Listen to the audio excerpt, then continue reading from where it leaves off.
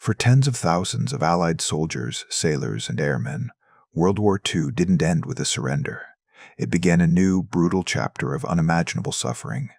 From the lightning Japanese advances across Southeast Asia in late 1941 and early 1942, vast numbers of Allied personnel were captured, signaling the start of a grim odyssey.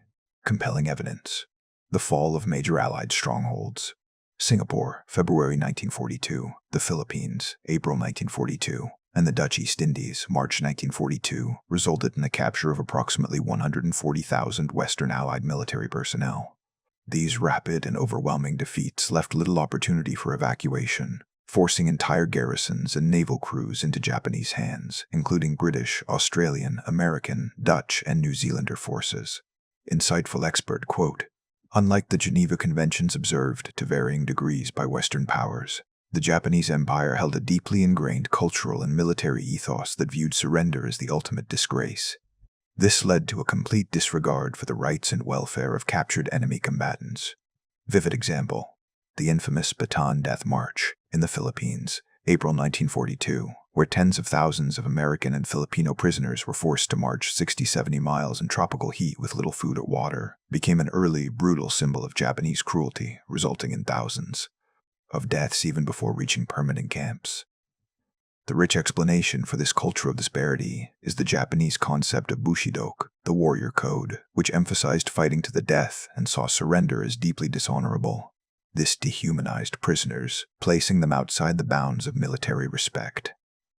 The initial phase of captivity was a shock, a sudden, brutal descent from organized warfare into a realm of systematic degradation and unimaginable suffering that would define their war. Life in Japanese POW camps was a stark contrast to international standards, characterized by deliberate deprivation, brutal discipline, and a constant struggle for survival against disease and starvation. Compelling evidence. Camps across the vast Japanese empire, from Manchuria to New Guinea, shared common characteristics: severe overcrowding, unsanitary conditions, and grossly inadequate rations. Prisoners were typically given minimal food, often just meager portions of rice, leading to widespread malnutrition and starvation, with some estimates putting calorie intake at less than 1,000 calories a day for arduous labor.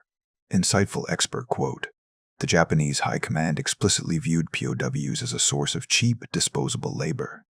They were used extensively in industrial, mining, and construction projects, often in extremely harsh and dangerous conditions."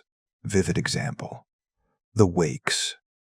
Bridge on the River Kwai, part of the Burma Railway, is the most famous example, where tens of thousands of Allied POWs and Asian laborers were forced to build a railway through unforgiving jungle terrain, working under immense pressure and extreme brutality. The rich explanation for the harsh conditions is the deliberate Japanese policy of resource extraction combined with a cultural disdain for prisoners. Their goal was to maximize labor output while minimizing expenditures on prisoner welfare, confirming a systematic policy of neglect. The camps became places of slow, agonizing death, where the daily struggle for food, water, and basic hygiene consumed every thought and every ounce of remaining strength. Beyond the deprivation, POWs endured relentless, systemic brutality, often for minor infractions or simply at the whim of their guards, transforming every moment into a test of physical and mental endurance. Compelling evidence. Beatings, torture, and summary executions were common occurrences. Prisoners were routinely subjected to physical abuse with bamboo sticks, rifle butts, and bare hands for offenses such as stealing food, failing to bow correctly, or even for simply appearing slow. The infamous Kempitai, Japanese military police, often conducted interrogations, employing various forms of torture to extract information, or simply to terrorize prisoners, a systematic use of violence to maintain absolute control. Insightful expert quote, "The culture of violence extended from the individual guard up through the command structure. Commanders often encouraged or condoned brutal treatment, seeing it as a necessary means of discipline and demonstrating their dominance over the dishonorable prisoners." Vivid example. The Iksim treatment, where prisoners were forced to stand for hours in the tropical sun with no water, and water torture, where prisoners were forced to drink excessive amounts of water then repeatedly beaten, were common forms of punishment designed to break their will. The rich explanation for this systemic brutality is the lack of any oversight or adherence to international law. Japan did not ratify the 1929 Geneva Convention on POWs, viewing it as un-Japanese, which effectively gave their guards carte blanche to treat prisoners however they saw fit, devoid of accountability. The constant threat of violence, coupled with the deprivation, chipped away at the prisoners' humanity, forcing them to find strength in unexpected places to endure. The combination of starvation, overwork, and rampant tropical diseases created a death toll that dwarfed combat casualties, making survival a matter of immense resilience and sheer luck. Compelling evidence. Diseases like malaria, dysentery, cholera, beriberi, dengue fever, and pellagra ravaged the camps, often without access to proper medication or medical care. Malnutrition weakened immune systems, making prisoners highly susceptible to these illnesses. The average death rate in Japanese POW camps was a staggering 27 burst, significantly higher than in German or Italian camps, approximately 4 per WWII. Insightful expert, quote, medical officers, themselves often prisoners, fought a heroic but losing battle, attempting to treat thousands of sick and dying men with virtually no supplies, relying on ingenuity and self-sacrifice. Vivid example. The death rate on the Fort Burma railwayways was particularly horrific, with over 12,000 Allied POWs dying from disease, starvation, and exhaustion during its construction, amounting to nearly 1 in 3 prisoners. The rich explanation for this devastating death toll is the deliberate Japanese policy. They prioritized their war effort and their own troops over the welfare of prisoners, systematically denying access to crucial medical supplies and adequate food, confirming a policy of death by attrition. The camps were silent, killing fields, where the enemy was not just the guard but the omnipresent forces of disease and starvation, constantly lurking, ready to claim another life. Beyond the camps, a dark chapter of Japanese captivity involved the hell ships, unmarked transports that carried POWs in horrific conditions, often resulting in mass casualties from Allied action. Compelling evidence. As the war turned against Japan, POWs were frequently moved between camps or transported to Japan to work in industrial facilities. These journeys were made on unmarked, overcrowded cargo ships, later dubbed hell ships. Thousands of prisoners were crammed into suffocating, unsanitary holds with no ventilation, little food or water, and rampant disease. The journey itself became a death trap. Insightful expert, quote, these unmarked ships, in direct violation of the Geneva Conventions, were frequently targeted by Allied submarines and aircraft, who had no knowledge that they carried their own countrymen. Thousands of POWs died from friendly fire. Vivid example. The sinking of the SSS Lisbon Maru in October 1942, carrying 1,800 British POWs, resulted in the deaths of over 800 when it was sunk by an American submarine, highlighting the tragic irony of their fate. The rich explanation for the hell ship phenomenon is the Japanese dual policy of denial and exploitation. They denied the existence of POWs to avoid international scrutiny, and exploited their labor, even if it meant risking their lives on unmarked ships to avoid Allied detection. The journeys on the hell ships added another layer of unimaginable horror and tragic irony, as Allied forces unwittingly became instruments of their countrymen's demise. Despite the overwhelming brutality and isolation, Allied prisoners maintained a crucial, hidden layer of resistance and organization, viewing sabotage and defiance as essential to preserving their military and human identity. Compelling evidence. Prisoners secretly organized systems for news and intelligence gathering, often building clandestine radio sets from salvaged scraps to listen to Allied broadcasts. This provided vital information about the war's progress, serving as a powerful counter-narrative to Japanese propaganda and sustaining morale. More critically, prisoners engaged in calculated acts of industrial sabotage while working in mines, factories, and on construction projects. Tools were broken, vital machinery was subtly damaged, and production quotas were deliberately slowed down. Insightful expert, quote, the act of resistance, no matter how small, was a profound psychological defense mechanism. It reaffirmed the prisoners' status as active combatants, and denied the Japanese the sense of total moral and physical control they sought. Vivid example. On the Burma Railway, engineers would intentionally misalign tracks or damage machinery, delaying the project's completion, even under the constant threat of execution if discovered. These acts were often coordinated through secret chains of command maintained by captured officers. The rich explanation for this covert organization is the necessity of maintaining a command structure. Officers and NCOs took immense risks to enforce discipline, distribute meager rations fairly, and provide the psychological leadership required to keep the men fighting the diseases and the guards. The enduring spirit of resistance transformed the camps from mere prisons into sites of continuous, if covert, psychological warfare. The survival of any significant number of prisoners depended largely on the immense ingenuity, courage, and self-sacrifice of the captured medical officers and corpsmen, who fought a losing battle against disease with no resources. Compelling evidence, captured doctors, often suffering from the same deprivation as their patients, developed ingenious ways to treat tropical diseases and severe malnutrition, relying on improvisation and salvaged materials. They improvised surgical tools from scrap metal and learned to recognize and treat diseases like a beriberi caused by vitamin B1 deficiency and a pellagra niacin deficiency by using unconventional, locally sourced ingredients or by carefully managing the extremely limited rations. Insightful expert quote, "The medical officer's refusal to give up was a crucial moral anchor. By providing care, they preserved the qualitative human dignity of the men, proving that not all compassion had been lost, which was as vital as any actual treatment." Vivid example. Many medical officers deliberately risked severe punishment by intervening during beatings, demanding better sanitary conditions, or even subtly contaminating rations meant for the guards to secure better food for the sickest prisoners. The rich explanation for their failure to prevent mass death is the deliberate Japanese policy of denying access to critical medication like quinine for malaria and essential vitamins. The medical effort was a moral victory, but a logistical defeat, confirming a systemic failure of humanity. The medical personnel fought a heroic but impossible war, where the enemy was not just the disease, but the deliberate withholding of the means to fight it. As the war turned decisively against Japan in 1944 and 1945, the situation in the POW camps became volatile, marked by increased brutality and the complete strategic isolation of the empire. Compelling evidence. As Allied forces closed in, the logistical situation in the camps deteriorated further. The Japanese focused on supplying their own retreating troops, cutting off already meager rations to the POWs, leading to a surge in death rates in the final year of the war. Simultaneously, the guards' brutality intensified.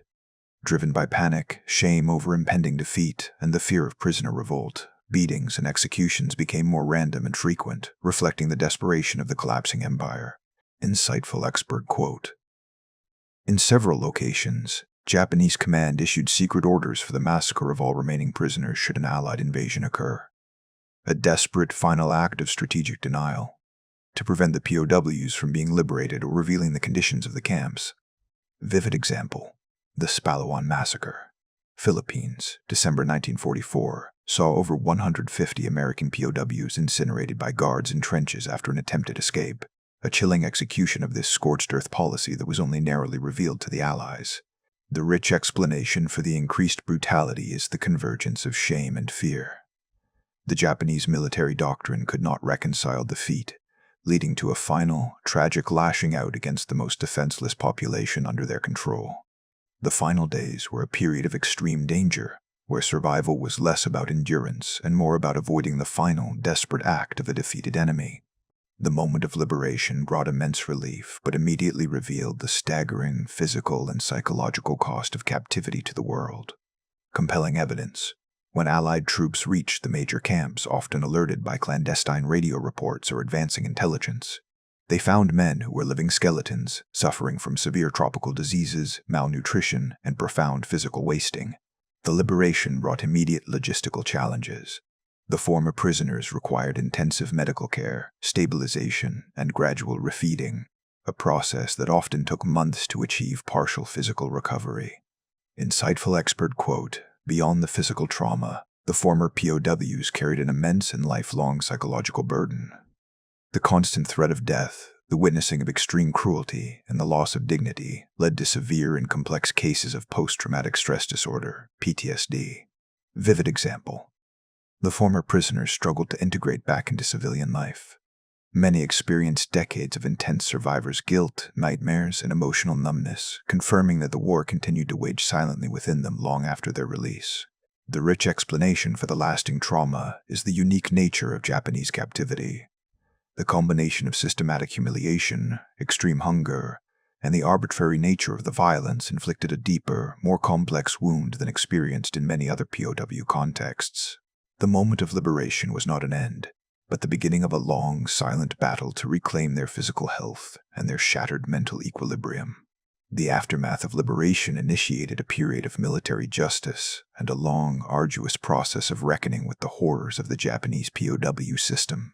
Compelling evidence.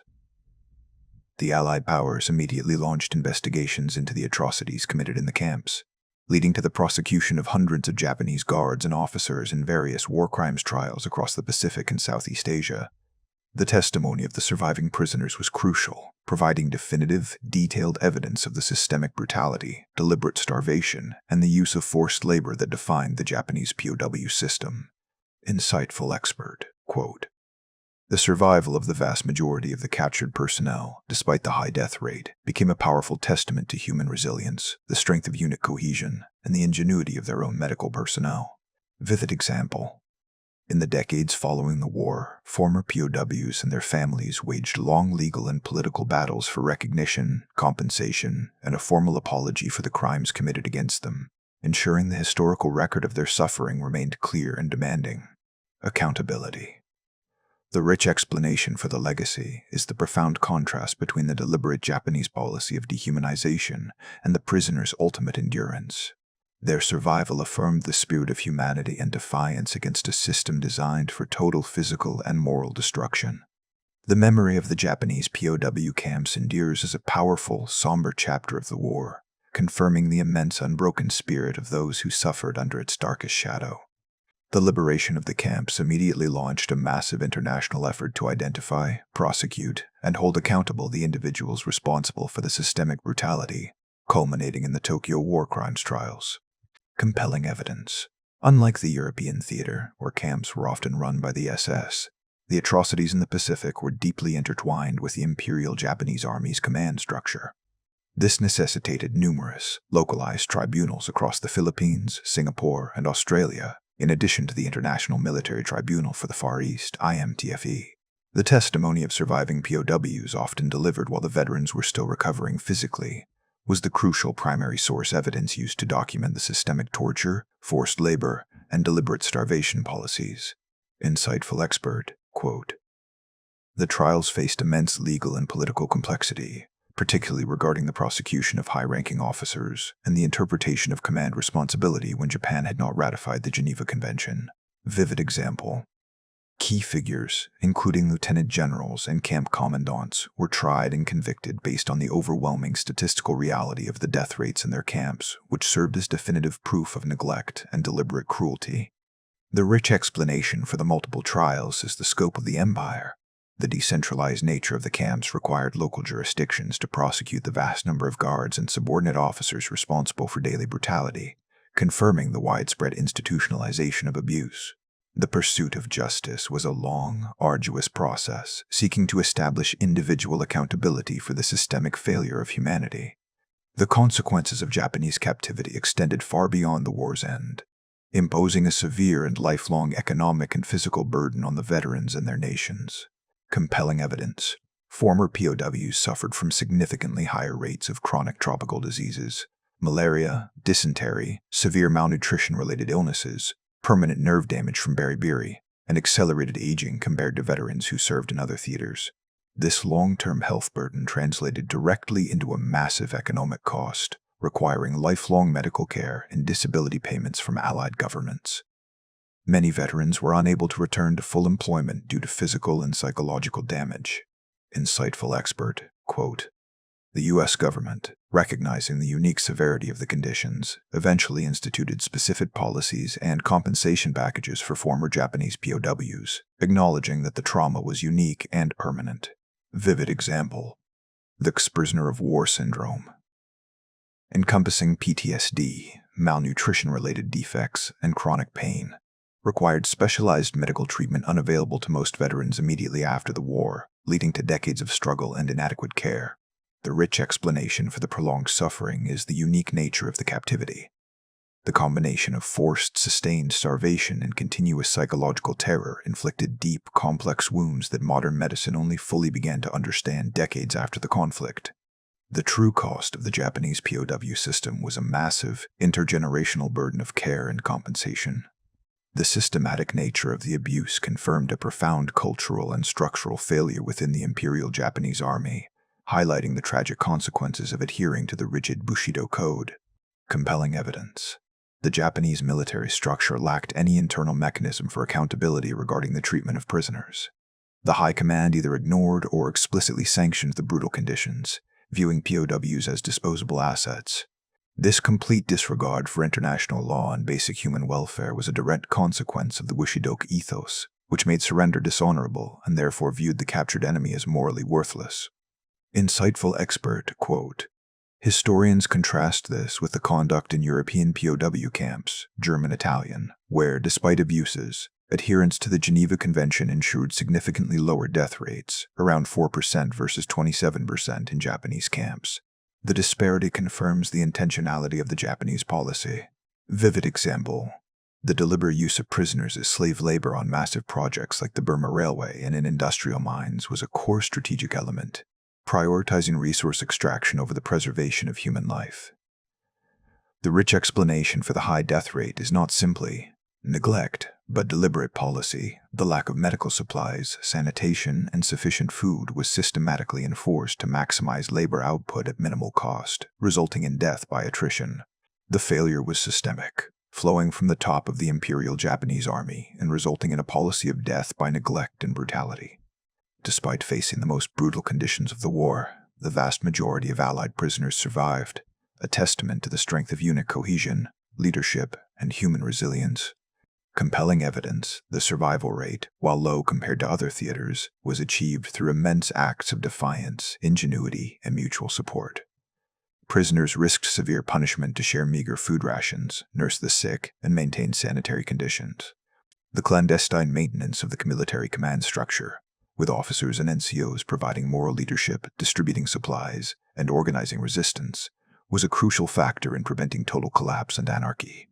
Insightful expert, quote, "The preservation of morale was often maintained through organized, secret activities, including building hidden radio sets to receive news of Allied advances, sharing stories, and performing clandestine entertainment. These acts affirmed their connection to the outside world and their status as defiant servicemen."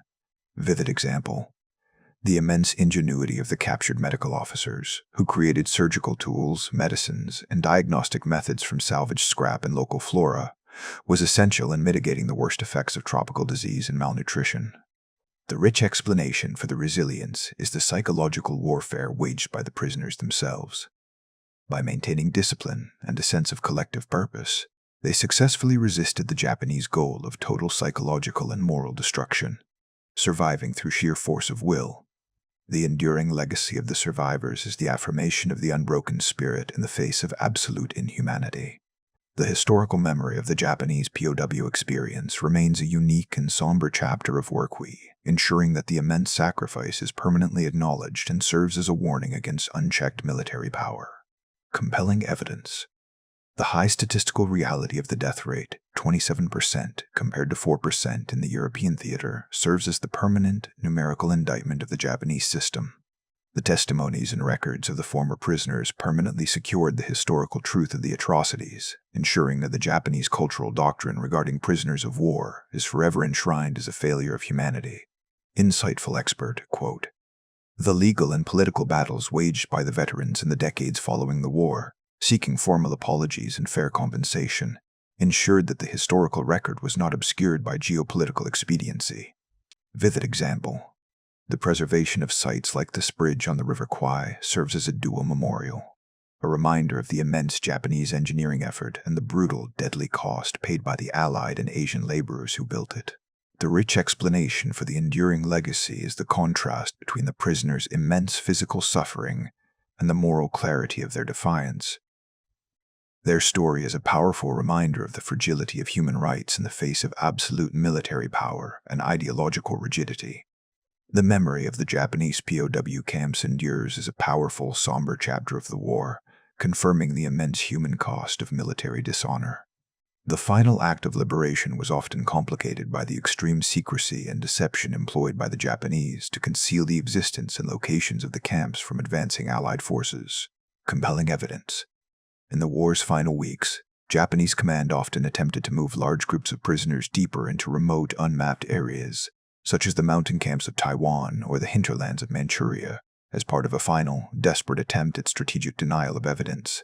Allied forces had to rely on a combination of airborne reconnaissance, dropped leaflets, and the testimony of local civilians or escaped prisoners to locate the exact whereabouts of many isolated camps, a logistical challenge compounded by the vastness of the former Japanese Empire. Insightful expert, quote, "The liberation was often initiated by paratroopers or specialized rapid deployment units who were tasked with securing the camp perimeters before any potential massacre could occur, confirming the very real threat posed by the Japanese no-prisoners policy." Vivid example. The American liberation of the Los Baños camp in the Philippines involved a daring, complex rescue operation using paratroopers and guerrilla fighters to save over 2,000 prisoners who were under imminent threat of execution. The rich explanation for the Allied urgency is the verified knowledge of Japanese orders to liquidate prisoners, as seen at Palawan. The rescue was not just a military operation, but a race against time and execution orders. The final days of the war were a dangerous period of active rescue missions, where the Allies fought to neutralize the final, desperate acts of the defeated enemy. The geopolitical fallout of the revelations from the POW camps significantly influenced post-war Allied policy toward Japan, shaping the course of the Tokyo trials and the subsequent occupation. Compelling evidence. The graphic, undeniable evidence of systematic atrocities and the total disregard for the Geneva Convention fueled a political and public demand for rigorous accountability from the Japanese command structure. The treatment of POWs became a central narrative in the International Military Tribunal for the Far East, IMTFE, necessitating the prosecution of officials for crimes against humanity, based on the policies of forced labor and deliberate starvation. Insightful expert, quote, "The trials established the legal principle of command responsibility, the knowledge and failure to prevent war crimes by subordinates for high-ranking Japanese officers, a vital precedent for future international justice." Vivid example. Unlike the European theater, where German industrial collaboration with the SS was often hidden, the Japanese industrial use of POWs, e.g., in mining, shipbuilding, was extensive and open, directly implicating major Japanese corporations in war crimes. The lasting legal impact is that the sheer statistical reality of the death rate, 27%, provided objective, numerical proof of a deliberate policy of systematic abuse and neglect, making legal denial virtually impossible. The POW experience became a core moral component of the Allied occupation, shaping the narrative of justice for decades. The legacy of the POWs deeply influenced the modern structure of Allied veteran support systems, establishing unique categories of care and recognition based on the severe nature of the captivity. Compelling evidence. The chronic, debilitating health issues suffered by the POWs, including diseases, permanent nerve damage from beriberi, and severe PTSD, required Allied governments to create specific, enhanced medical and compensation programs. The creation of the prisoner of war syndrome as a recognized medical category formalized the understanding that the combination of systematic humiliation, forced labor, and near starvation inflicted a unique, complex wound that required specialized, lifelong care. Insightful expert, quote, "The long, arduous legal and political battles waged by the veterans in the post-war decades successfully pressured governments to offer monetary compensation and formal apologies, acknowledging the moral debt owed for their suffering." Vivid example. The GI Bill, while transformative for most veterans, required subsequent amendments and additional legislative acts to adequately address the specific, complex health and economic disadvantages faced by former Japanese POWs, confirming the inadequacy of the initial provisions. The rich explanation for the specialized care is the failure of traditional medicine to treat the unique combination of malnutrition-related permanent injuries and profound psychological trauma, necessitating a fundamental shift in veteran health policy. The unique trauma of the Japanese camps forced a permanent, profound change in veteran health and compensation policy.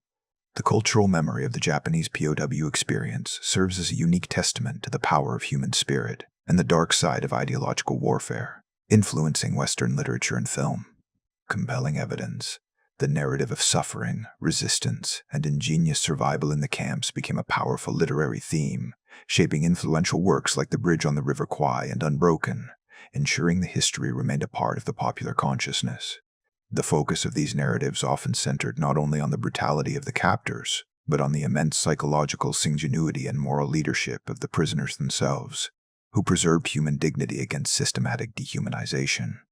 Insightful expert quote: "The moral contrast between the ruthless efficiency of the Japanese Empire and the humble, persistent courage of the isolated Allied servicemen proved to be a powerful, enduring narrative that resonated deeply with the Western values of individualism and moral resilience."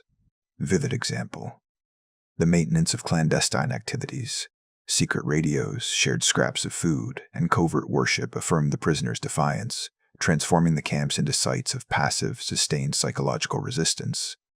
The rich explanation for the cultural impact is the profound, visible contrast between the deliberate brutality and the prisoners' ability to maintain discipline and hope. Their survival became a moral victory over the philosophy of total ideological control. The memory of the camps endures as a powerful, somber symbol of the human spirit's capacity for endurance. The enduring legacy of the Japanese POW experience is the permanent, historical record of atrocities that serves as a necessary global warning against the ideological devaluation of human life and the failure of military honor. Compelling evidence: the high statistical reality of the death rate, 27%, remains the final, quantitative indictment of the Japanese system. The testimony of the veterans successfully established the historical truth of the atrocities, including the forced labor, medical neglect, and systemic violence, ensuring that the doctrine of Bushido adherence is forever judged against its brutal application to defenseless prisoners. Insightful expert quote: "The efforts of the survivors, who fought for decades for official apologies and historical recognition, ensured that the narrative of Japanese war crimes was not obscured by geopolitical expediency or historical revisionism." Vivid example: sites like the Changi Museum in Singapore and the memorials along the Burma Railway stand as permanent physical reminders of the sacrifices made and the profound cost of war when divorced from moral restraint. The rich explanation for the final legacy is the contrast between the prisoners' immense physical suffering and the moral clarity of their defiance. Their story is a powerful reminder of the global necessity for military adherence to international standards of conduct. The memory of the Japanese POW camps endures as a powerful, somber chapter of the war, confirming the global imperative for military accountability and human rights. The enduring global significance of the Japanese POW experience lies in its unique position within international law, specifically concerning the Geneva Conventions and the subsequent establishment of war crimes precedents. Compelling evidence: the Japanese government's failure to ratify the 1929 Geneva Convention relative to the treatment of prisoners of war was leveraged by the Imperial Japanese Army to justify its horrific policies. This legal loophole created a vacuum that allowed the systemic abuse to flourish without internal military checks. The subsequent Tokyo trials were therefore forced to establish new legal grounds, relying heavily on the principle of crimes against humanity to prosecute defendants for acts of forced labor, torture, and deliberate starvation, as the specific Geneva Convention protocols were, technically, not binding. Insightful expert quote: "The contrast between the Japanese system's 27% death rate and the 4% death rate in German-run camps which, despite abuses, largely adhered to the Geneva Protocols, served as the definitive legal proof that the Japanese system was one of death by deliberate policy, not merely logistical misfortune." Vivid example: the successful prosecution of officers based solely on the statistical reality of the death toll in their camps affirmed that command responsibility for mass casualty rates was itself evidence of systemic crime, a key legal precedent for future tribunals. The rich explanation for the legal difficulty is that the failure to adhere to international standards meant the Allies had to retroactively build a case for human rights violations, transforming the military trial into a foundational moment for modern international criminal law. The systemic brutality forced a legal reckoning that expanded the very definition of a war crime. The experience cemented a profound cultural and ideological rift between the Japanese concept of Bushido and Western military ethics regarding the conduct of total war and the treatment of the defeated. Compelling evidence: the Japanese military's adherence to the extreme tenets of Bushido created a rigid view where surrender was deemed the ultimate moral and military failure, resulting in the dehumanization of Allied prisoners. This ideological rigidity precluded any adherence to the humanitarian standards of the Geneva Conventions, justifying the systematic denial of medical care and adequate food as a matter of martial honor. Insightful expert, quote, "The Western military system, despite its own flaws, was based on a fundamental distinction between the enemy combatant and the captive. The Japanese system erased this line, treating the prisoner not as a combatant to be secured, but as a moral failure to be exploited and punished." Vivid example. The widespread use of the POWs for slave labor on projects like the Burma Railway and in industrial mines confirmed the Imperial Japanese Army's primary view of prisoners as disposable economic assets rather than human beings under military protection. The rich explanation for the severity of the abuse is that the ideological failure flowed from the top. The High Command's cultural belief in the shame of surrender created an operational environment where guards were not just permitted, but often implicitly encouraged, to inflict violence and degradation. The ideological gulf confirmed that the conflict was not only a war of nations, but a clash of fundamental moral philosophies regarding human value. The economic consequences for the Allied nations were immense and sustained, reflecting the high cost of long-term disability and medical care resulting from the unique captivity conditions. Compelling evidence. The forced, prolonged starvation and unique exposure to tropical diseases resulted in permanent physical damage for the survivors, including high rates of nerve damage, beriberi, chronic dysentery, and accelerated aging. This translated directly into a massive, intergenerational economic burden on the Allied governments, requiring decades of specialized medical treatment and compensation that far exceeded the costs associated with combat wounded veterans from other theaters. Insightful expert, quote, "The long-term health crises forced the American and Australian governments to institute specialized prisoner of war syndrome policies, formally recognizing the complex physical and psychological damage caused by the systemic deprivation and brutality." Vivid example. Many veterans struggled to return to the workforce due to debilitating chronic pain, severe PTSD, and nutritional defects, leading to dependency on government disability payments and confirming the economic ruin inflicted by the captivity experience. The rich explanation for the economic impact is that the deprivation was not accidental but systematic. The deliberate denial of vitamins, quinine, and adequate calories inflicted permanent neurological and physical harm that could not be easily reversed after liberation. The unique, complex trauma forced a permanent restructuring of veteran health and compensation systems. The memory of the camps profoundly influenced the post-war strategic thinking and intelligence practices of the Allied nations, setting new mandates for rescue and recovery. Compelling evidence. The difficulty in locating and liberating the remote camps in the war's final weeks, e.g. Los Baños, led to a permanent change in Allied doctrine regarding personnel recovery, PR, and the use of specialized, small-unit rescue forces. The confirmed threat of mass executions, as planned at Palawan, instilled an absolute urgency in Allied intelligence operations to pinpoint every camp location, viewing the prisoners not just as survivors, but as targets of a final, desperate act of enemy brutality. Insightful expert, quote, "The success of the clandestine radio operations run by the POWs highlighted the strategic value of internal resistance. This intelligence often guided liberation forces and confirmed Japanese military dispositions, making the prisoners active contributors to their own rescue." Vivid example. The detailed testimonies of the survivors were immediately used to educate intelligence and diplomatic personnel about Japanese command behaviors and intentions, providing a crucial operational and psychological blueprint for the occupation forces. The rich explanation for the doctrinal shift is that the moral imperative of rescue became a strategic priority. The knowledge of the planned massacres dictated that the Allies commit resources to simultaneous rescue and invasion, a costly but non-negotiable double objective. The profound human cost created a moral imperative that permanently shaped military planning for future conflicts. The enduring legacy of the Japanese POW experience is its status as an unyielding testament to the unbroken spirit of humanity and the moral imperative of never forgetting the cost of ideological warfare. Compelling evidence. The survival of the vast majority of the captured personnel, despite the systemic efforts to break them, remains the powerful final vindication of the human will, unit cohesion, and moral leadership maintained by the prisoners themselves. The statistical reality of their suffering serves as the permanent, numerical indictment of the Japanese system, preventing any historical revisionism regarding the severity and systematic nature of the atrocities. Insightful expert, quote, "The veterans' long struggle for justice, recognition, and a formal apology ensured that the historical truth remained clear, cementing their role as crucial moral guardians of the war's legacy." Vivid example.